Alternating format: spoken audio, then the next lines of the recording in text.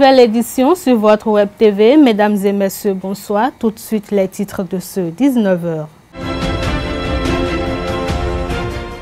Démarrage dans la matinée de ce mardi, et ce pour 48 heures, d'un séminaire pour harmoniser les programmes de master en République du Bénin par les sommités du secteur privé de l'enseignement supérieur. Plus de détails dans un instant. Dans le cadre des journées récréatives des étudiants de l'École supérieure d'administration, d'économie, de journalisme et des métiers de l'audiovisuel ESAE, la semaine dernière, les étudiants ont participé à plusieurs activités. Nous y reviendrons dans un instant. Un grand zoom dans cette édition pour découvrir les vertus curatives de la grande morelle, communément appelée Boman en langue fon. À nouveau, bonsoir. Après la CSA, la CSPIB, la CSUB et la CGTB, qui ont levé leur motion de grève il y a quelques jours, le Front d'action des syndicats de l'éducation a également décidé de jeter les armes ce lundi. Ce rassemblement de syndicats luttant pour les enseignants a levé sa motion de grève de 96 heures dans la journée du 23 avril.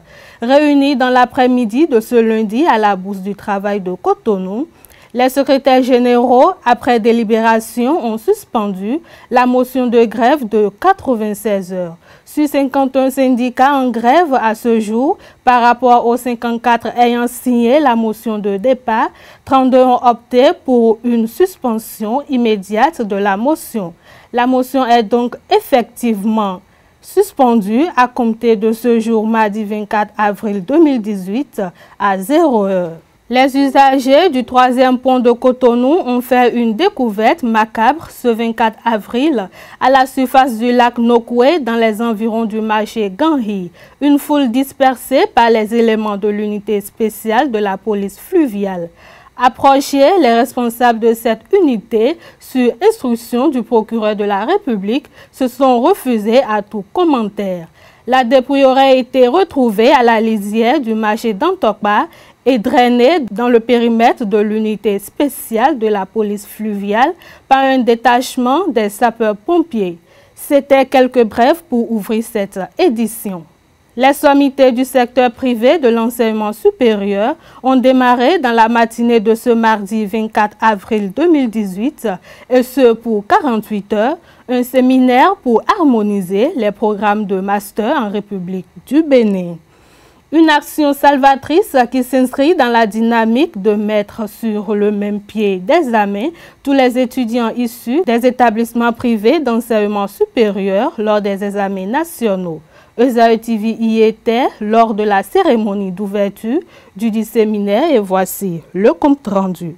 En application au décret présidentiel 2017-194 du 29 mars 2017 portant organisation des examens nationaux de licence et de master, la Direction générale de l'enseignement supérieur a invité les sommités de l'enseignement supérieur privé issus de toutes les universités privées du Bénin à participer inclusivement à un atelier d'harmonisation des programmes de master dans les établissements privés d'enseignement supérieur. Venus massivement, les épaisses seront accompagnées durant 48 heures des syndicats des enseignants du supérieur et des acteurs de la société civile afin de corriger les insuffisances existantes et apporter des améliorations à la qualité de la formation dispensée dans les universités privées nationales. Pour l'organisation des examens nationaux de licence, ce même exercice a été fait et c'est compte tenu de la disponibilité du temps que des examens nationaux de master qui devraient être organisés en même temps que ceux de la licence n'ont pas été.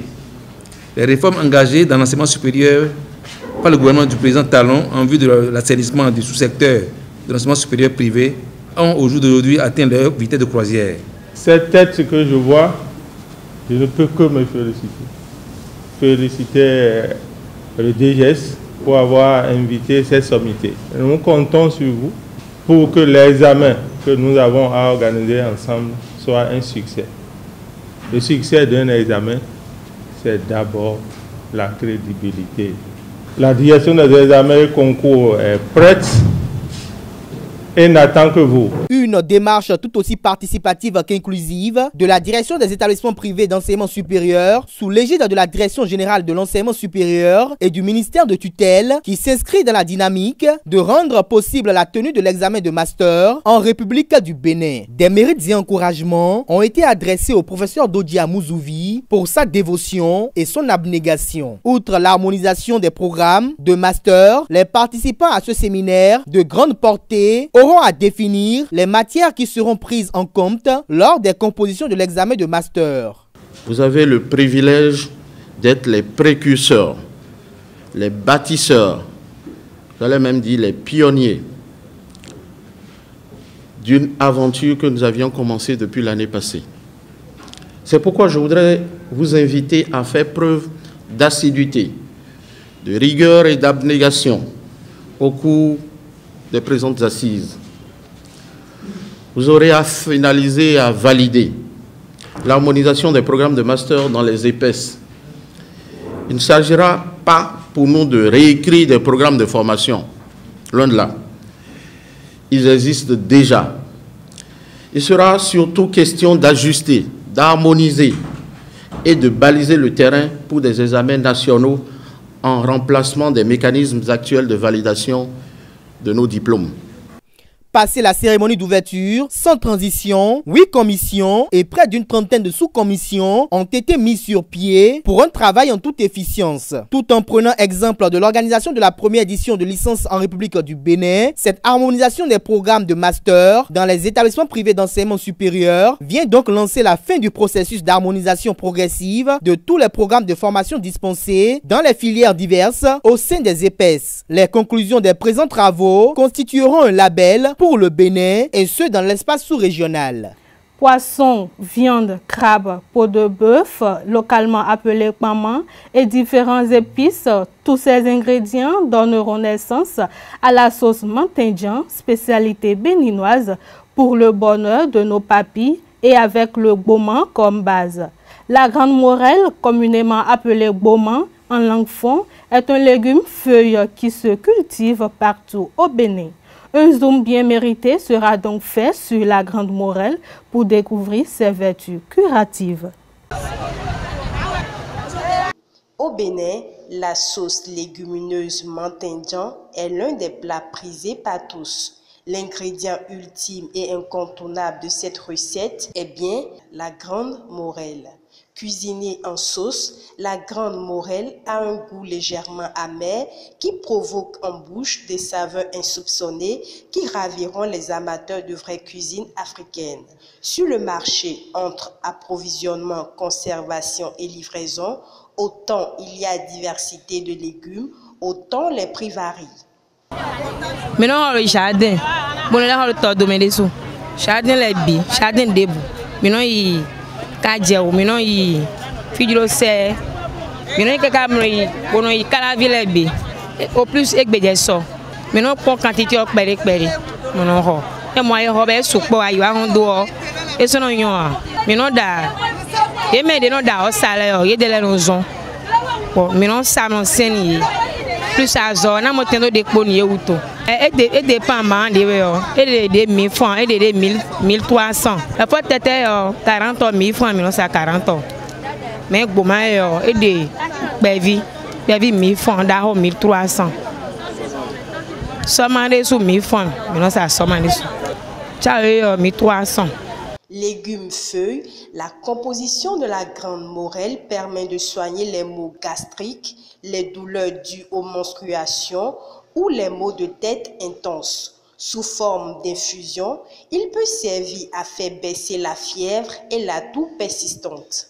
Riches en plusieurs nutriments, les feuilles du gboman ont une forte valeur nutritive. Gboman est antibiotique, ouais. Bon, better il en dash.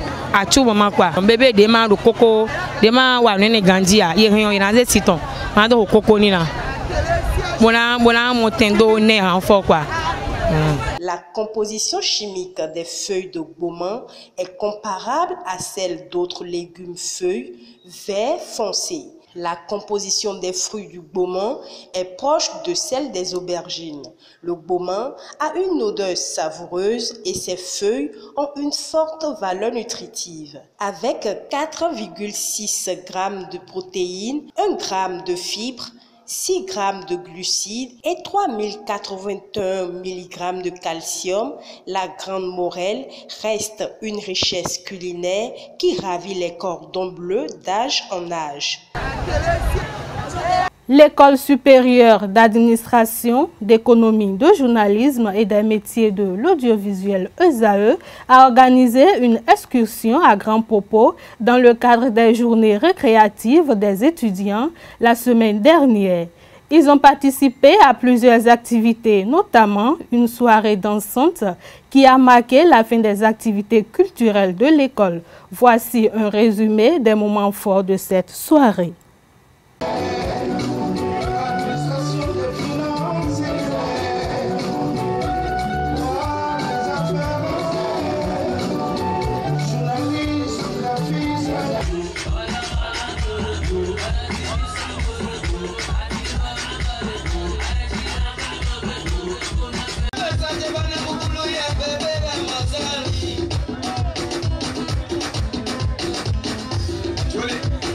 Ces jeunes gens sont les étudiants de l'École supérieure d'administration, d'économie, de journalisme et des métiers de l'audiovisuel ESAE. Ils sont nombreux à avoir répondu présent à la soirée dansante organisée par leur école dans le cadre de leur journée récréative. À travers des démonstrations de chorégraphie, d'interprétation et quelques tours de magie, ces derniers ont partagé avec leurs camarades et les invités présents des heures de réjouissance autour d'un feu de bois.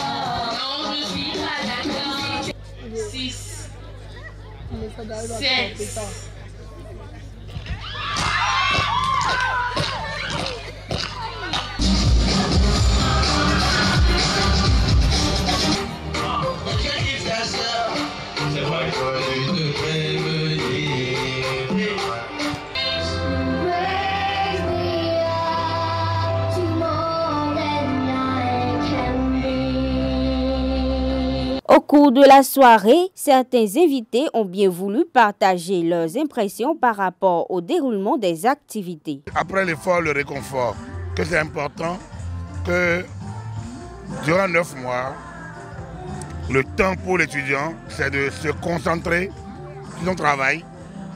Et il y a sans doute quelques jours de répit, de repos, de distraction, qui permettent de prendre un peu d'air, d'évasion.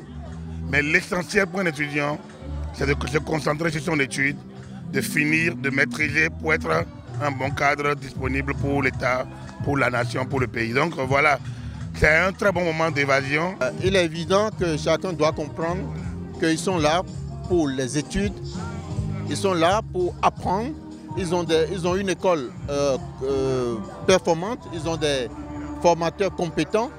Il leur reste à tirer le maximum de tout ce dispositif, de tout cet encadrement que le fondé, voilà, et tout l'encadrement leur offre. Je les invite à saisir chaque minute qu'ils passent à l'université pour apprendre le maximum. Parce que le marché du travail reste ce qu'il est, il est difficile et c'est les meilleurs qui s'en sortent. Le fondateur de l'ESAE, Clément Adéchian, a reçu du comité d'organisation des journées récréatives un prix symbolisant la reconnaissance des étudiants à son égard. La dite soirée du vendredi 20 avril s'est achevée à l'aube. Sport à présent, la Fédération béninoise de football, FBF, s'est dotée de nouvelles dispositions statutaires la semaine dernière. La validation de ces tests a été effectuée lors d'une assemblée générale extraordinaire au siège de l'institution à Porto Novo.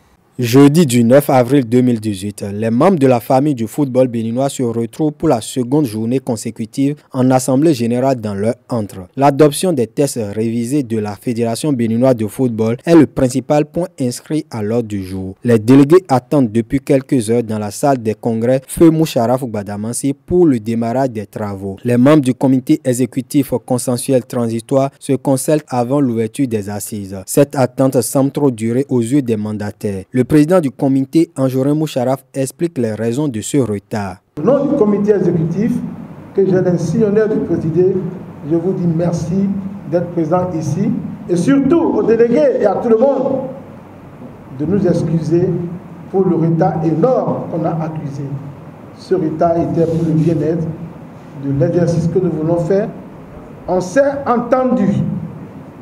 On s'est entendu au niveau du comité exécutif pour vous donner un signal fort. C'est vrai, notre multiple divergence, nos courants d'idées, nous savons aller à l'essentiel. Pour les autorités de tutelle, autant le congrès ordinaire de la veille a été une réussite, cette session extraordinaire doit s'inscrire dans le même esprit. Leurs représentants mettent l'accent sur l'importance de l'ordre du jour à l'ouverture des travaux. Ce n'est pas pour rien que les malinqués ont dit que quelle que soit la grandeur du pays où règne la division, sa ruine n'est que l'affaire d'un jour.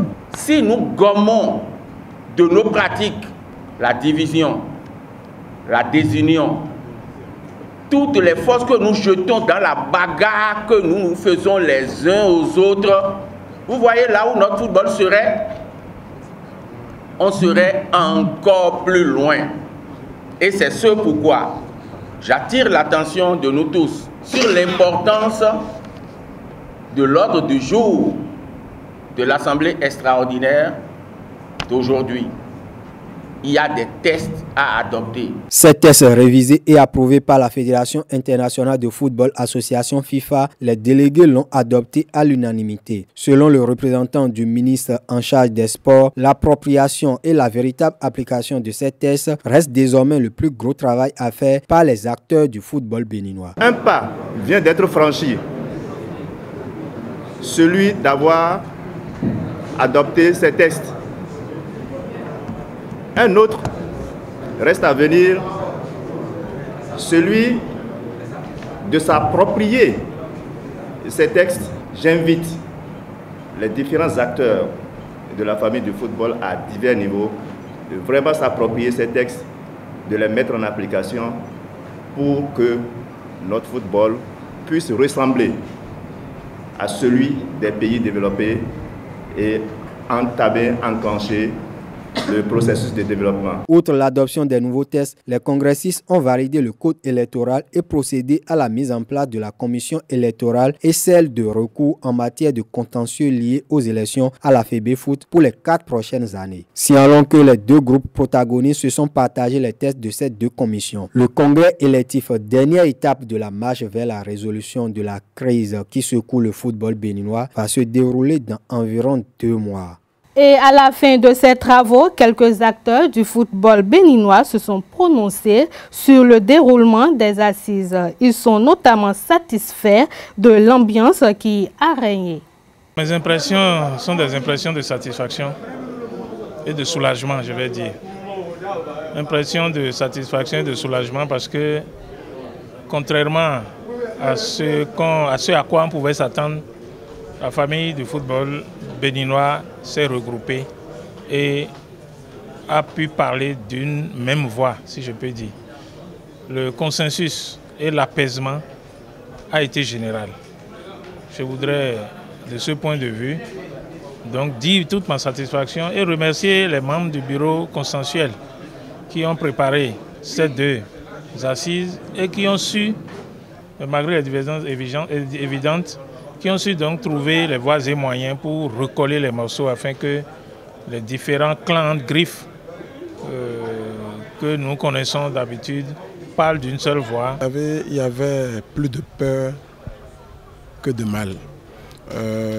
Les problèmes nés qui ont fait croire à l'opinion publique qu'il y aura électricité dans l'air, que les réseaux sociaux ont essayé de publier un peu partout étaient des problèmes mineurs. C'est des problèmes d'intérêt,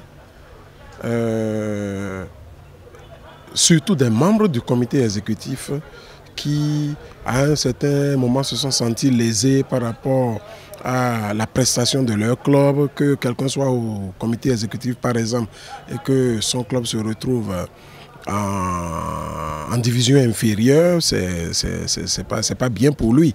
Et puis puisque ce même comité exécutif a mal géré la gestion, a mal géré le problème concernant ASVO et UPI ONM, les gens sont rentrés dedans et ont profité de cette erreur pour remuer un peu la maison. Mais finalement, vous voyez, au niveau du congrès, pendant que les gens se sont activés sérieusement, ont essayé d'entretenir les camps comme si nous allions à une élection, finalement, les camps sont venus, mais curieusement, les deux camps se sont réunis et la Fédération béninoise est devenue une et indivisible aujourd'hui. Toutes les décisions ont été validées par acclamation. Celles pour lesquelles on doit voter ont reçu le vote favorable de tous les délégués sans exception. Vous avez constaté avec nous depuis un certain temps, les gens ont tellement critiqué l'article 35.4c parce que ça, c'était considéré comme un article qui discriminait, étant donné qu'on demandait qu'il faut que chaque candidat au comité exécutif de la fédération fasse au moins 3 mois dans un club ou une association affiliée à la FB, à la FBM. Mais aujourd'hui, Dieu merci, on a discuté et nous avons essayé de sauter le verrou de 3 ans pour les membres du comité exécutif. Mais qui veut être président de la Fédération béninoise de football doit remplir cette condition. 3 ans au moins dans un club ou dans une association affiliée à la FB. Parce que vous comprenez comme moi, la Fédération béninoise de football, c'est quand même une institution. On ne veut pas là qui vient et on ne peut pas mettre à sa tête quelqu'un qui nulle part, on ne l'a jamais vu dans le football, dans le pays, et du coup, il saute et en même temps il est président.